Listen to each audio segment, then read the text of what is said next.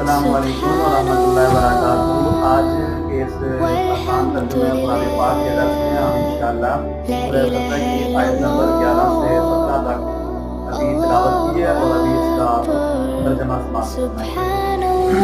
اعوذ باللہ من الشیطان الرجیم، میں اللہ تعالیٰ کی پناہ میں آتا ہوں شیطان مردود کے شر سے۔ بسم اللہ الرحمن الرحیم، میں شروع کرتا ہوں اللہ تعالیٰ کے نام سے، ہے مہربان بڑا رحم کرنے والا ہے۔ سَيَقُولُ لَكَ الْمُخَلَّفُونَ، ان قریب پیارے نبی جی آپ سے وہ لوگ کہیں گے المخلفون جو جنگ سے پیچھے رہ گئے ہیں، من الاعراب دیہات میں، کیا کہیں گے؟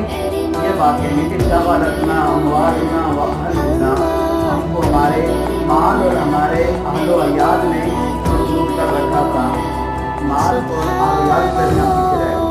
فَاسْتَغْفِرْ لَنَا، آپ